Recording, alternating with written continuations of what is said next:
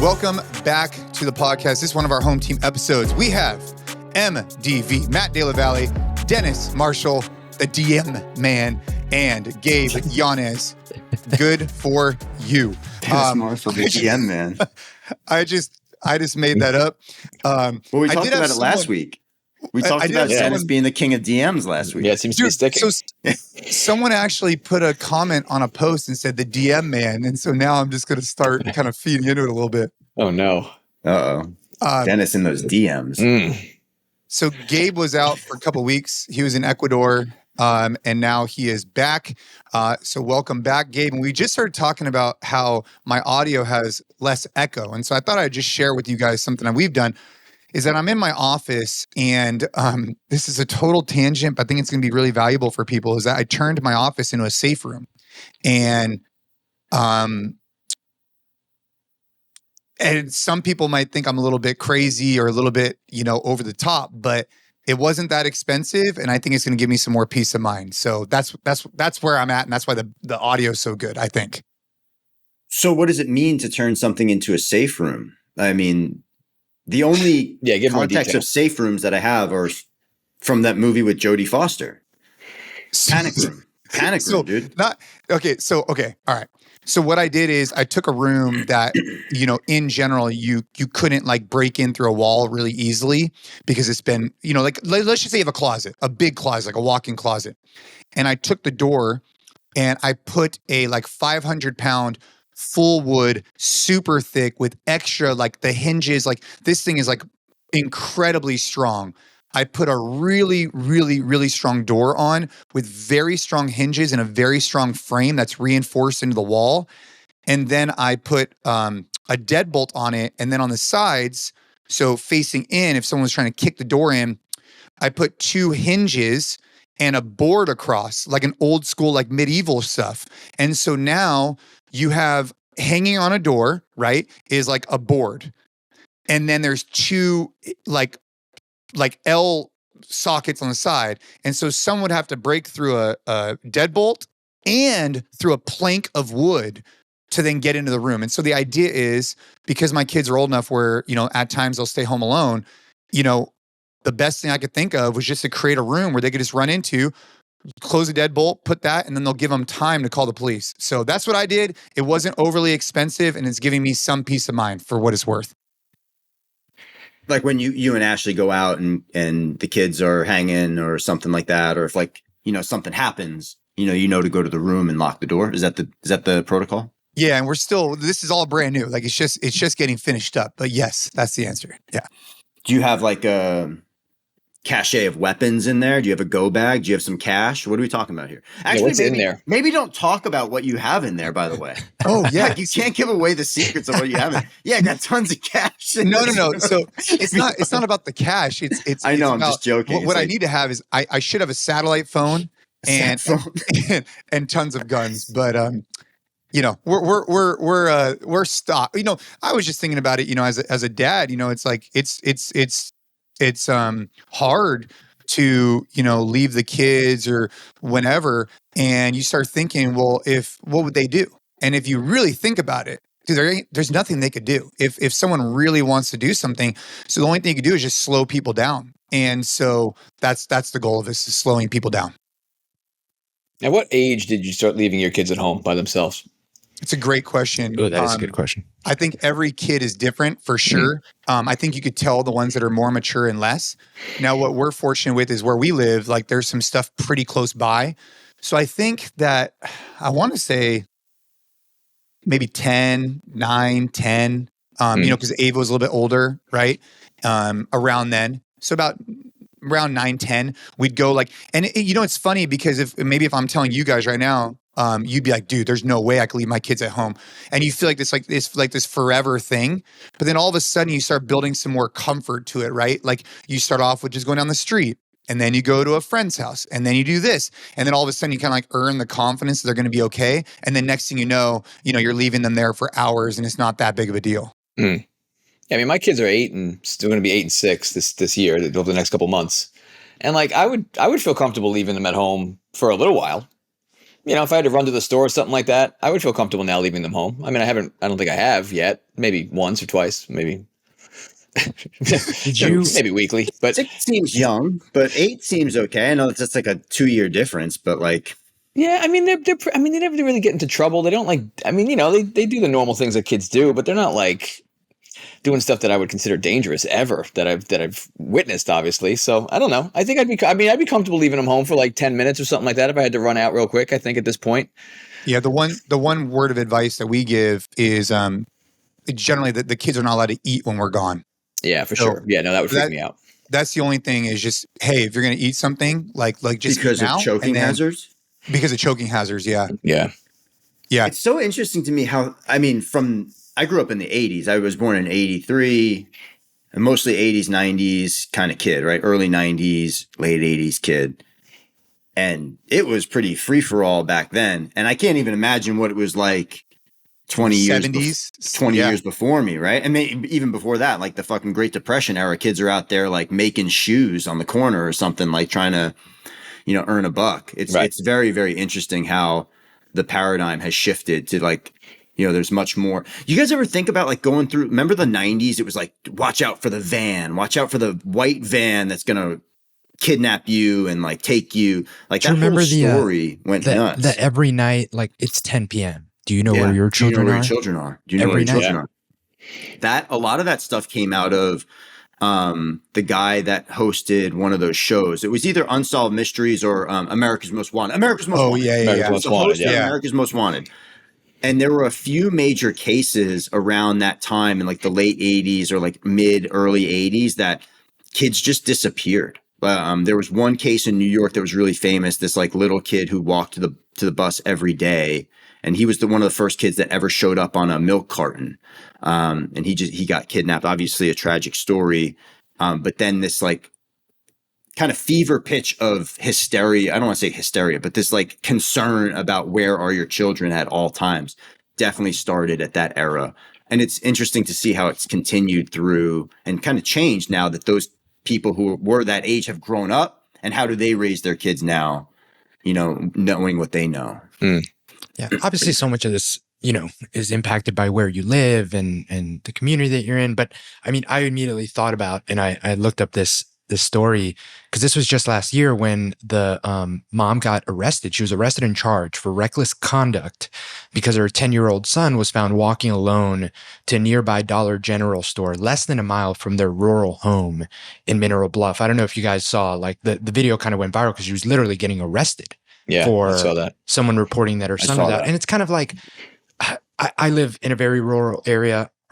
Shay's 2.5, and he walks to his grandparents' house alone. And it's far enough that we can't see him make that whole walk. And he's been doing that now for 3-4 months. And again, that's super unique to where we live and where we are. And the fact that no one drives out here ever. We're at the end of a 2.5 mile dead end street. Like we know exactly the cars that should be here. And it's a huge red flag for everyone that lives in our our easement goes to 4 properties, and everyone always has an eye out for like a car that isn't shouldn't be there. So it's a very, very specific thing, but can you imagine someone like reporting that? Because I can see how if you just say, hey, 2-year-old walks alone, over 800 meters to his grandparents' house, like, whoa, irresponsible. But it's really not. Like if you were out here, you'd be like, oh, I get it. Well, it's all the set and the setting matters so much. Like, Gabe, you live on an actual farm, bro. You live on a ranch. Your grandparents are attached to your ranch. They abut to your property immediately. You could walk without crossing a street, without seeing another human being, without even like where we grew up on Long Island. It would be way different to say, oh, hey, your 2-year-old's going to walk down the block to, for sure, down the block to the next house. Be like, you are fucking crazy, just bro. Just the fact that there's a street. Yeah, right. The fact that there's a street or other humans. Like you live in. See these kids with e-bikes now, MDV. It is insane, bro. Jason, insane. These the e-bike culture around San Diego is out of control. Dude, they are going 40 miles an hour down the street, no helmet.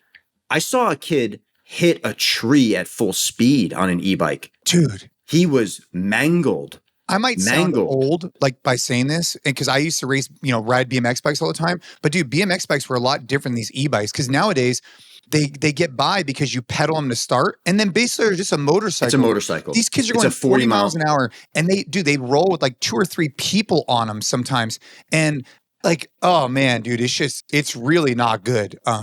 Do they really go 40 miles an hour, or are you just exaggerating? No, I'm serious. 40 miles an hour. 40 miles an hour. These things are motorcycles. Dennis, have you not seen these? Dude, they're not on the East Coast at all. No, not really. All.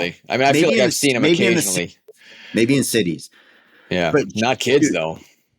We were sitting at the coffee shop like a couple months back, and all of a sudden there was this horrific sound. It was a sound that was like major car accident, or like you just knew your human nature responded by like, what the fuck was that?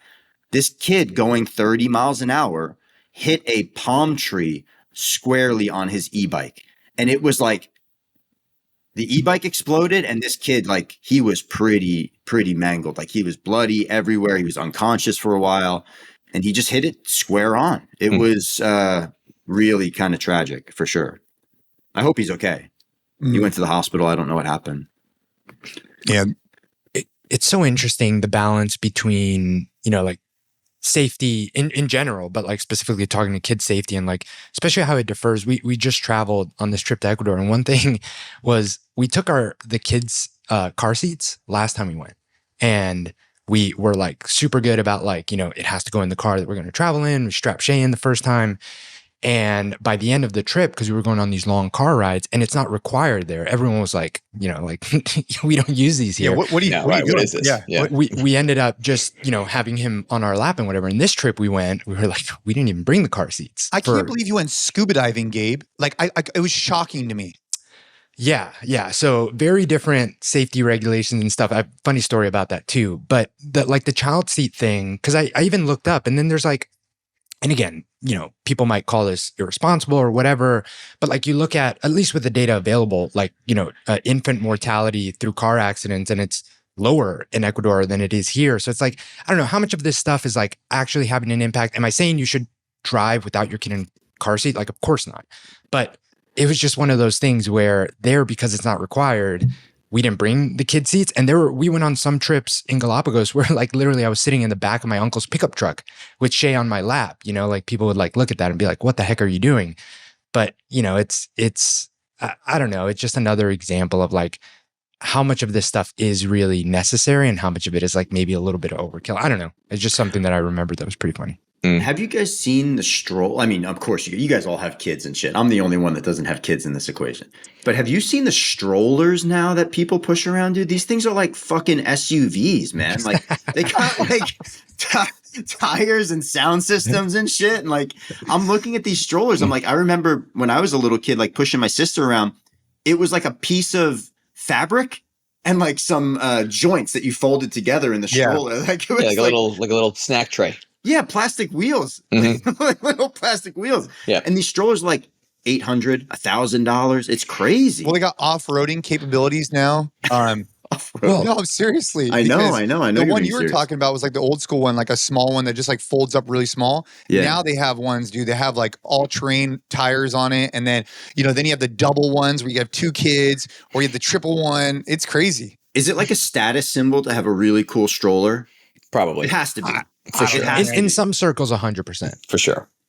It was called the Bob. 100%. The one that was popular when my kids were young was called Bob.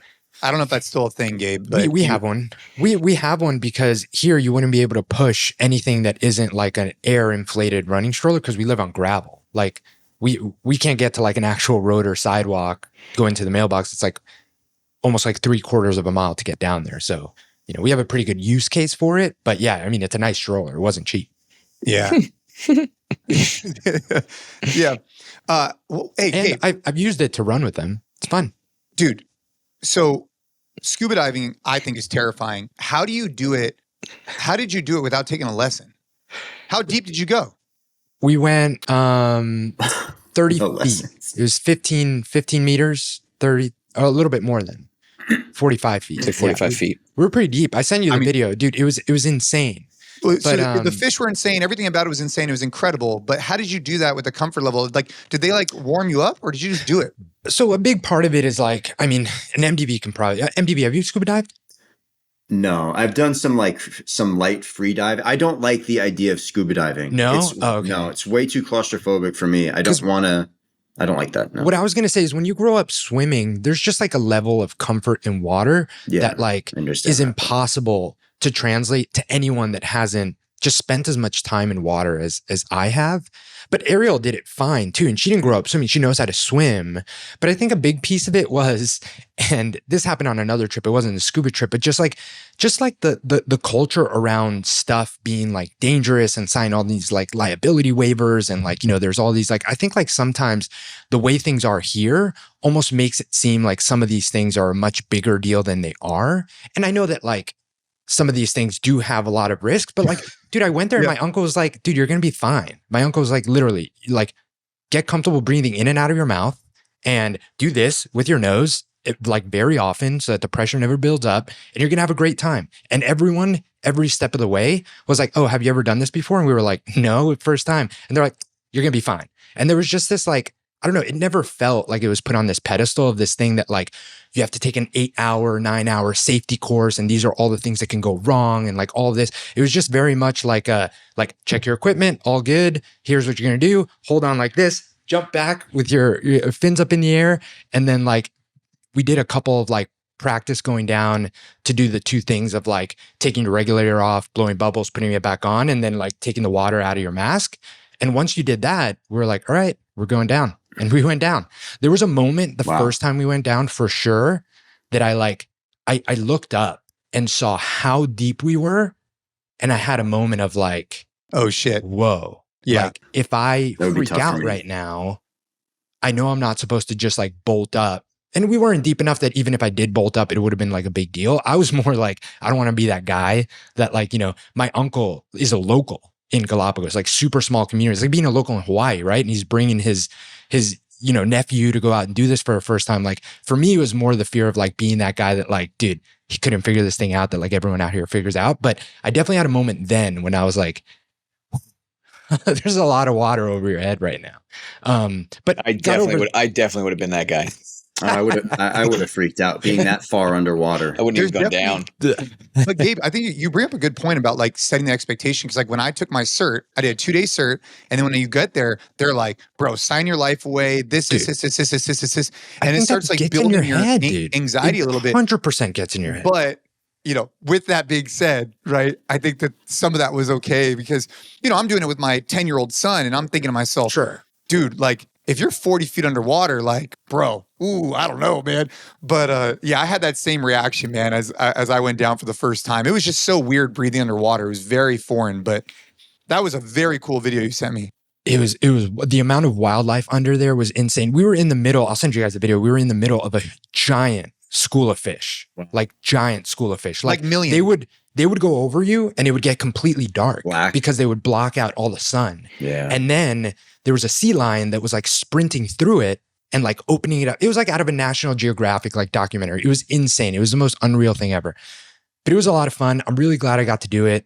My father-in-law, tying this back to like what we do and like what our big mission is with fitness and just always being able to be capable. My dad and my father-in-law came. My dad's 65 at this point, stays in really good shape, was able to hang, did both dives.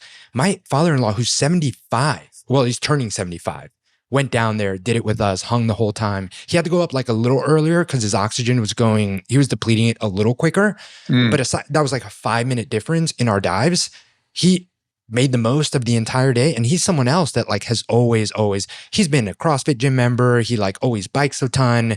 Like he's just been active all his life. And the fact that now he's able to enjoy these moments, it was just such a cool reminder that we all got to experience this together because, you know, they've taken care of themselves. And that's something that I'd love to do. Like I want to be able to do all these things when, you know, my kids go on a trip in the future or like even my grandkids go in the future. It was just such a good reminder of something that we talk about all the time because there was nothing on that trip, especially the Galapagos portion, which we did a lot of, like did snorkeling, we did scuba diving, we were walking. It was like really hot, like really exhausting type of days.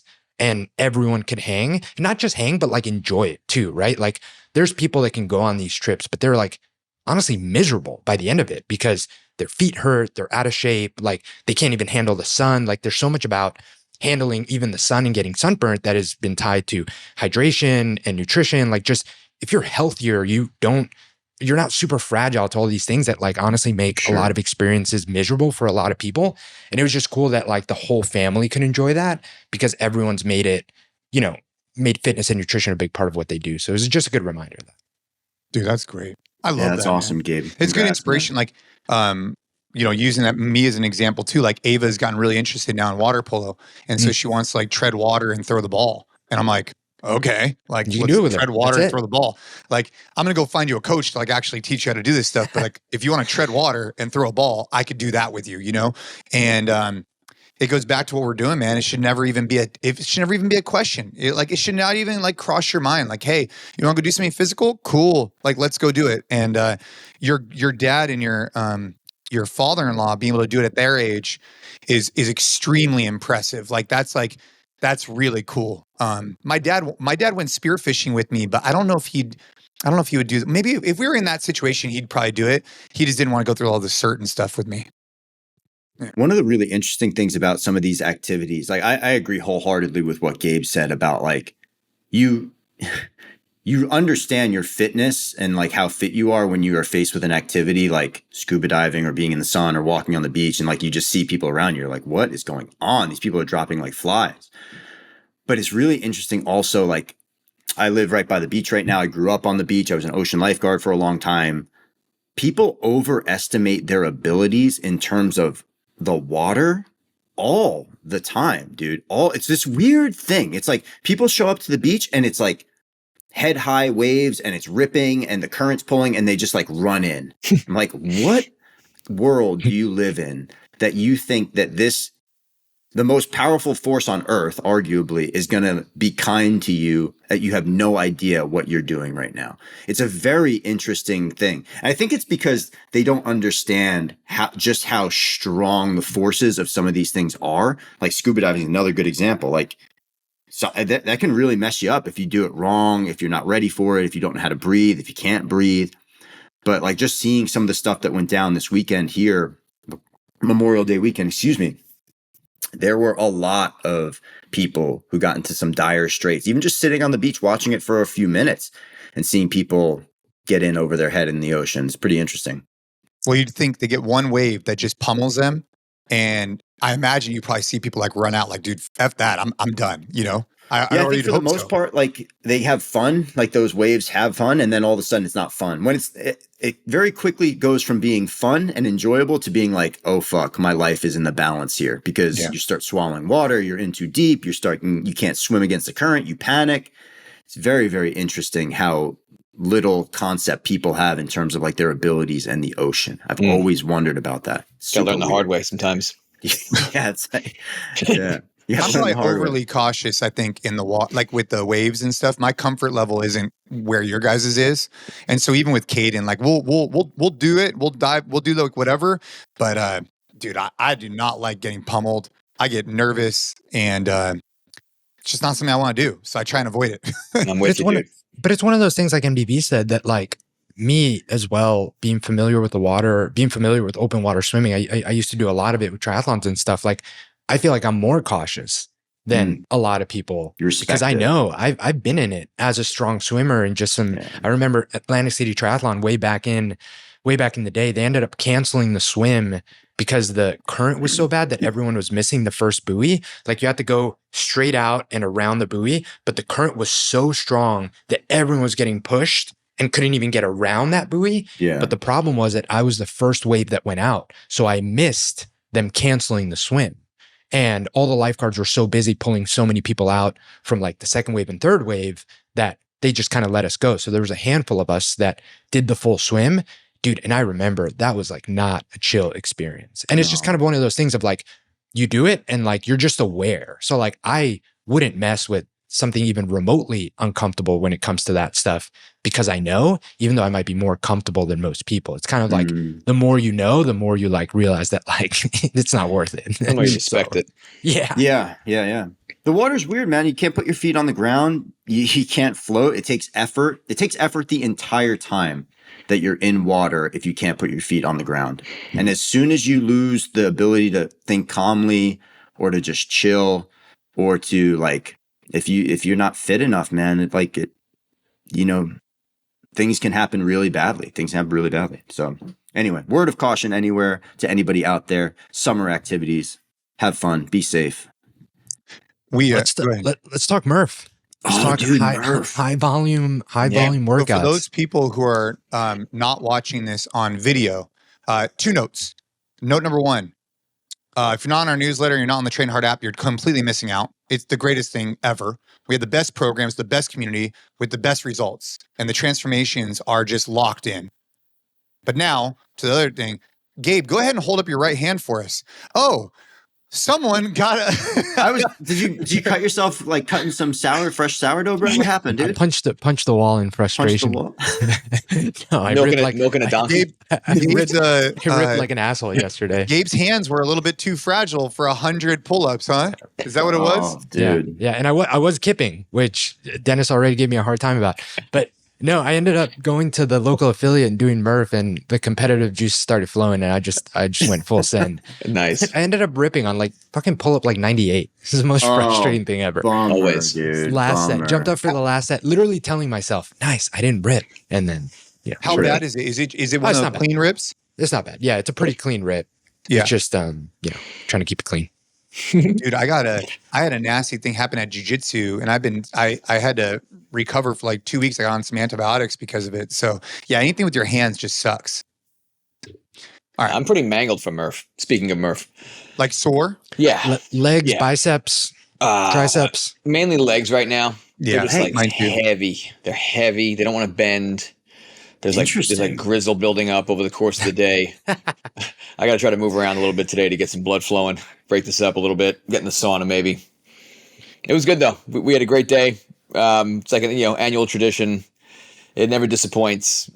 The workout itself is one thing, but just the experience and getting together with a group of people to do it is always awesome. And the purpose behind it obviously resonates with everybody. So yeah, man, it's a great experience every year. I love going into the a gym, an affiliate to do it.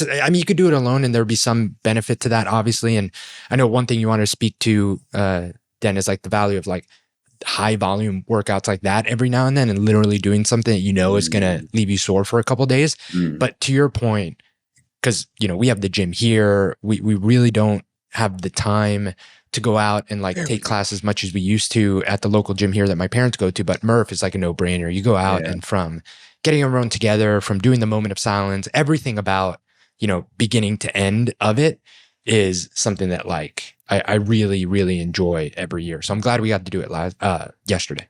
Murph is hands down the most culturally significant CrossFit born workout there is. Arguably you had Fran at the outset. Murph by far has permeated fitness culture beyond anything greater than any other workout, hands down. People are doing Murph left and right. Any gym that you go to, you'll probably see people. You walk into an LA Fitness on Memorial Day, you probably see somebody doing Murph. Murph is a workout. It's a hero workout. It honors Michael P. Murphy, who gave his life during Operation Red Wings. And the book Lone Survivor kind of documents that entire ordeal, and the movie Lone Survivor, same deal.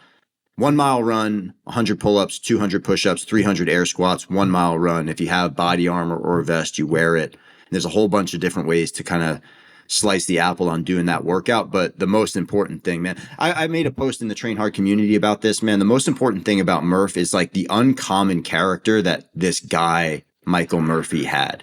It's almost unfathomable to me that somebody could be that aware and that controlled of their emotions and that brave to walk out into a clearing, be riddled by bullets, literally being shot, and say thank you before he hangs up the satellite phone calling for reinforcements. Like the peace of mind, the clarity, the calmness that he had to have in that moment is unbelievable. Unbelievable. That's a different level of human beings. There's levels to this shit. And that was what I was posting about in the TH comments, the community. And we got a lot of responses there, is that like there's levels to being a human being. And Michael Murphy, for all intents and purposes, is a very high level human being. Pretty crazy. my legs are sore. I didn't do the pull-ups this year. I did a different variation. So you did it with the men's club, right?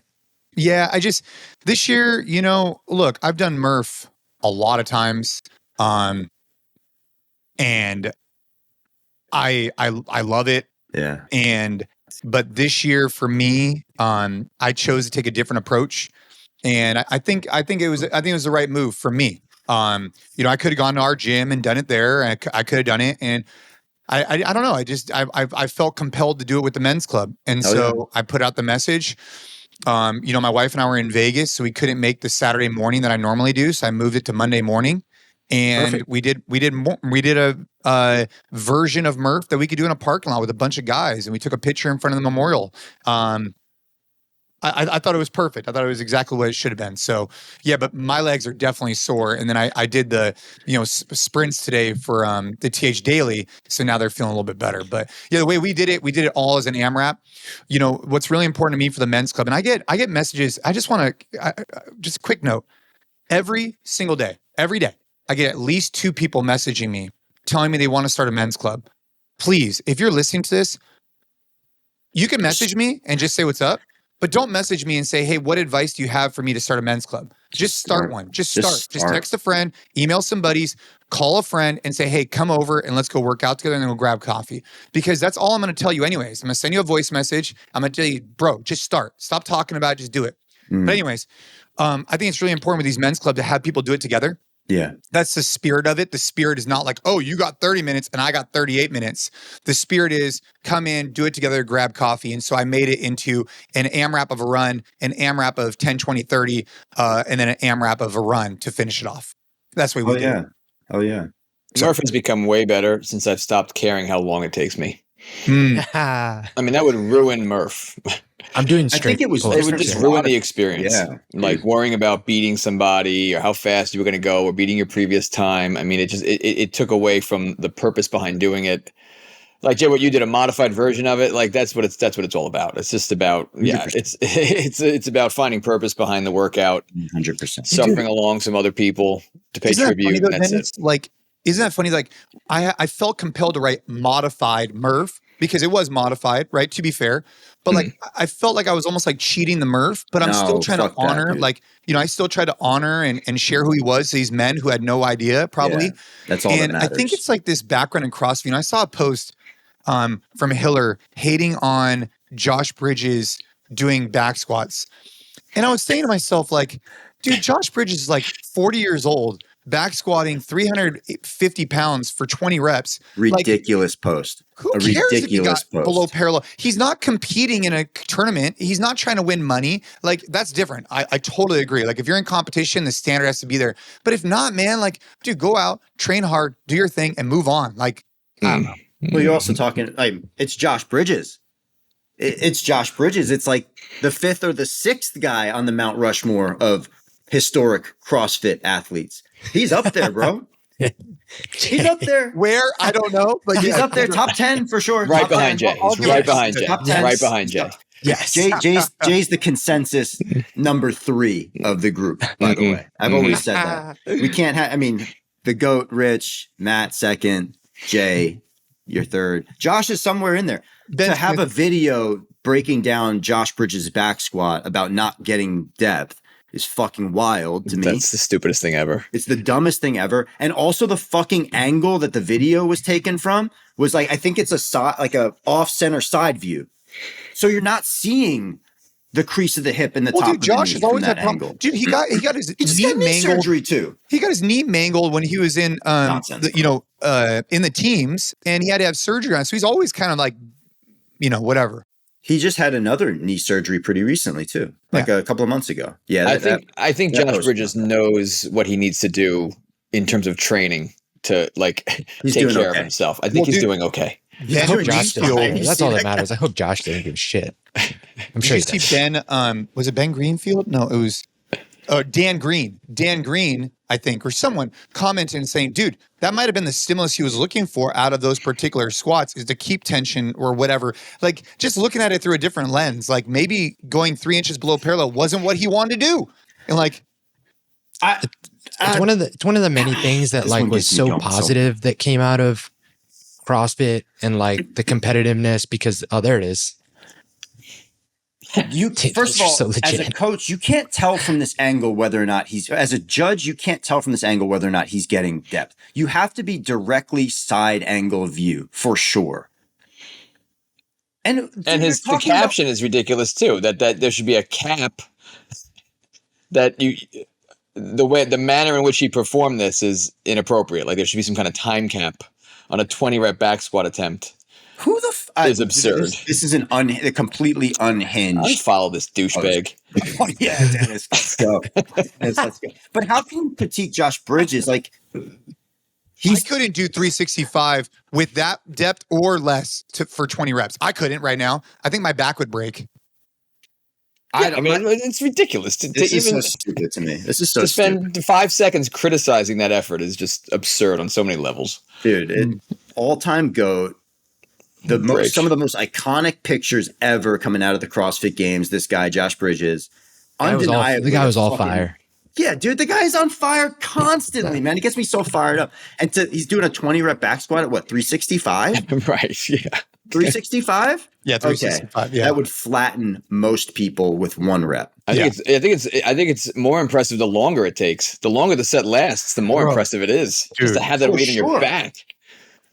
And from a stimulus perspective too, the time under tension there. I would need 6 belts for that. Yeah, 6 belts.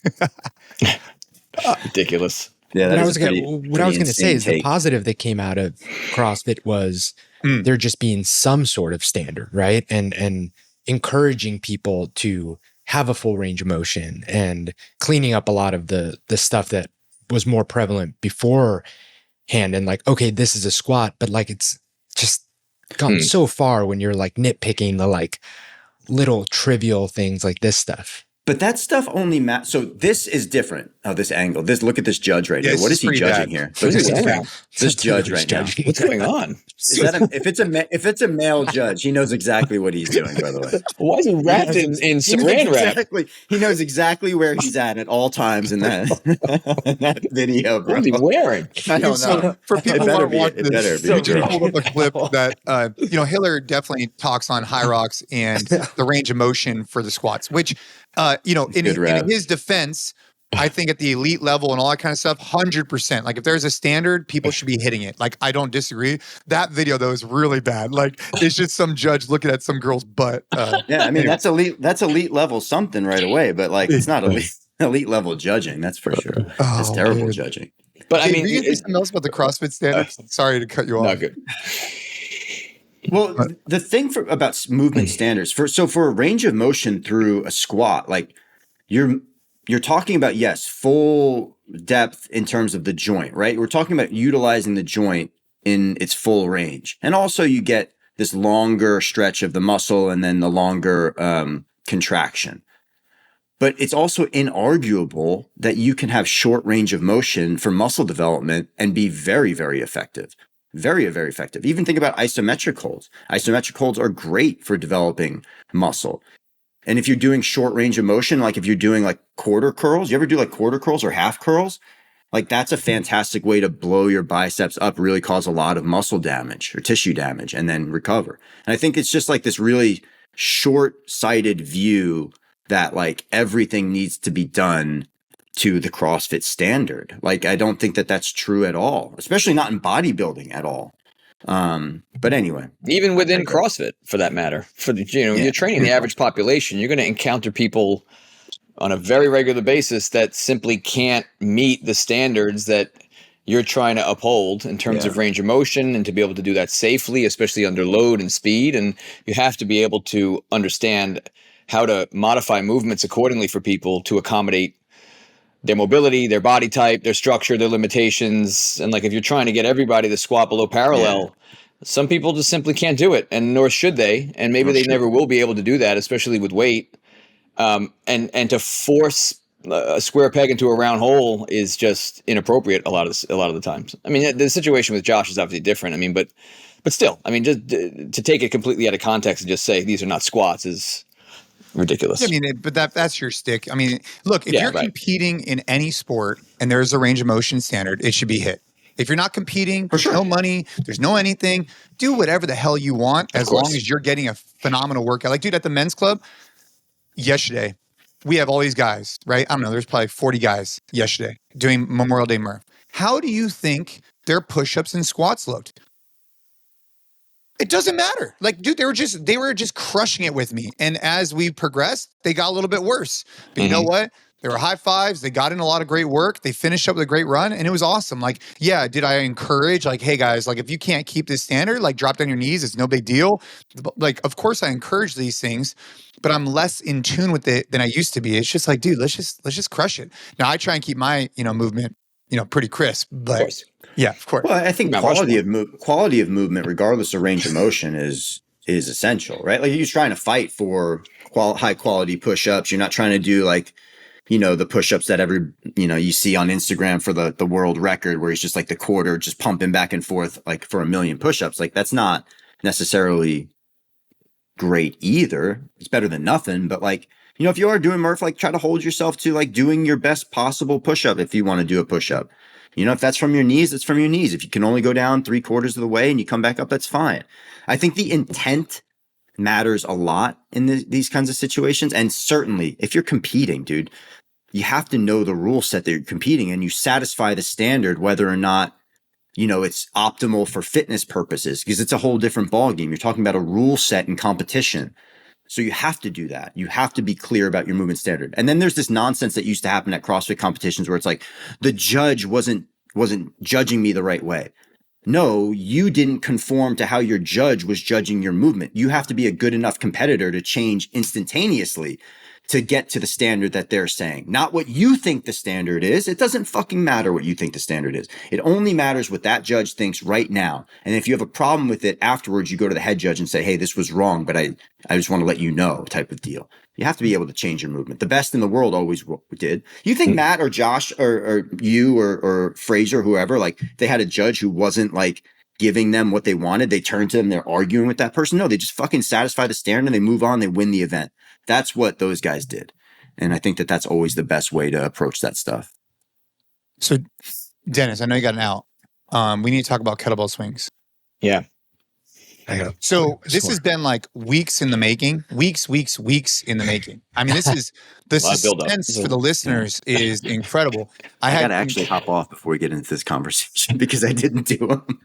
So, dude, you had a month. You had a month to do them. I know. I feel like it's been like 6 weeks. Dude, this is incredible. I'm sorry. Incredible DNF. And then he hit us with the most ridiculous challenges when he's up. Mm-hmm. And we all do it. We need to do a 1 hour AMRAP of push-ups, sit-ups and for 50 pull-ups. minutes. I did the Russian swings. I didn't get them overhead. I can't get them overhead yet. Well, that's fine. All right. That's valid. Yeah. It's still a score. All right. Anyway. Well, who's sharing first? So what was the challenge? What was the challenge? The challenge was... Remind people. Who created the challenge? Was it me? It's been so long. No, it was me. It was mine. It was Dennis. Who created this challenge? So Dennis, what was the challenge? Because you're the one that created it. It was max unbroken kettlebell swings overhead, 70 pounds. And we said you could not pause overhead. We just said get it overhead to the best of you, ideally kettlebell pointing straight up, arms in line with your ears, just as straight arm as possible. Within reason. You couldn't stop. I mean, there's no way to rest. You can't, where you just keep going. Yeah. Until you can't go anymore. I don't know how you can game it. I just want to clarify that if there's any collusion going on, I am not a part of it, Dennis, because whenever someone makes a challenge, it's not in Dennis's wheelhouse. He does it on time. He films the entire thing. Yeah, he shows up with a score and takes the 4th place with the graphic posted on Instagram and just moves on. And then whenever he comes up with a challenge, people forget about it. Yeah. It doesn't happen. Scuba diving in the Galapagos Islands. Yes. Couldn't do it. I was scuba diving in the Galapagos. I forgot. What was it again? If there's any collusion here, I'm not a part of it. Dennis is always doing this strongman stuff and I can't do it yet. So that's my sob story. 95-pound curls with your back against the wall. I almost exploded my entire fucking Achilles trying to do a 95-pound curl.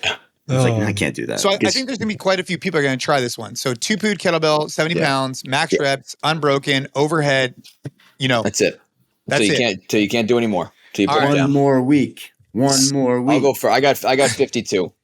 Legit. It's pretty good. If I did it again, I could get. I'm pretty sure I could get 60 if I really, really dug. But 52 was sufficient. Jay, what'd you get? So I did a warm up round like a couple weeks ago. I did 40. So I used to do 30. I used to do 30 a minute, rest a minute for 10 minutes. Right. That's what like my go-to was. So I knew I could do 30 in a minute if I was pumping. So I said to myself, all right, I'm just going to do 40 just to kind of feel it out. I did that. And then this morning I was like, oh, we got the podcast. So I did 60. I think realistically, doesn't matter. I got 60. That's what I got.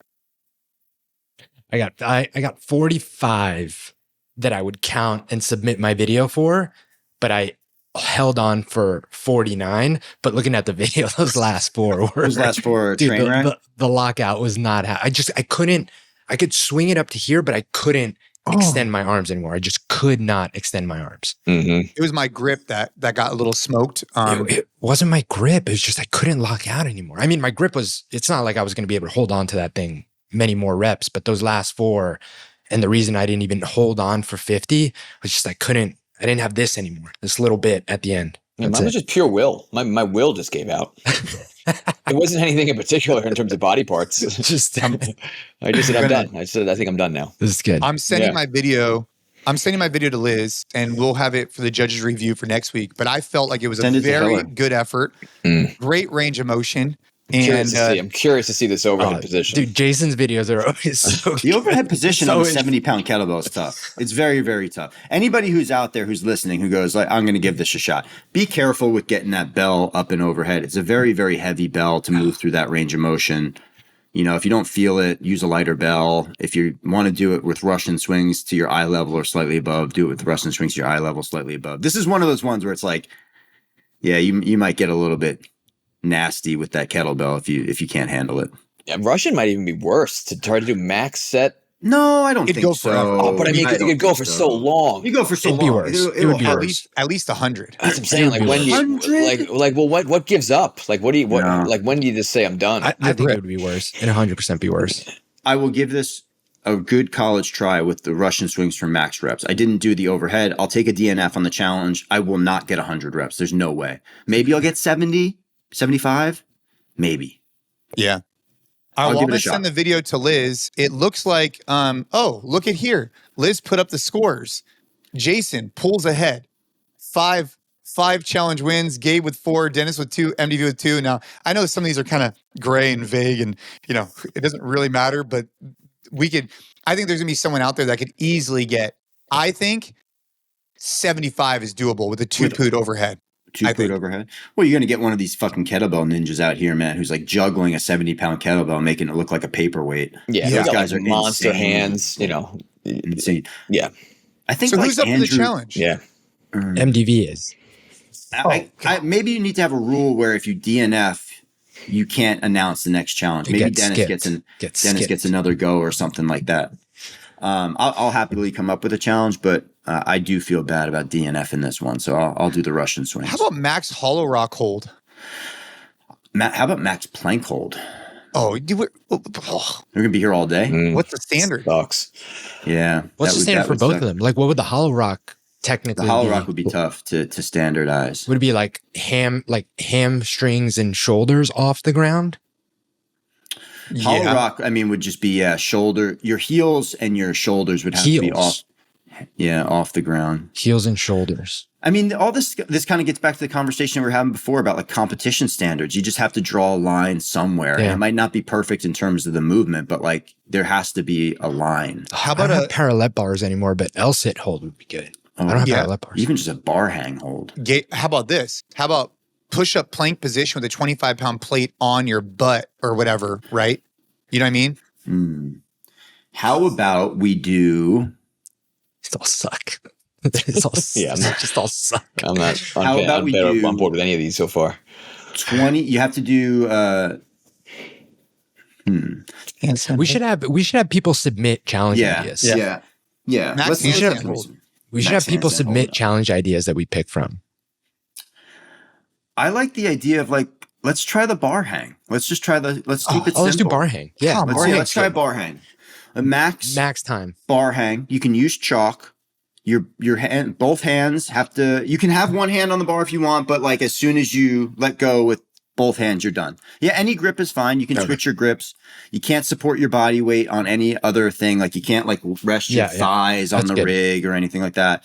The only standard is you have to hold on with your hands. Any way that you're holding on with your hands, you're good. Bar hang. Max time. Jason's got to send his video to Hiller.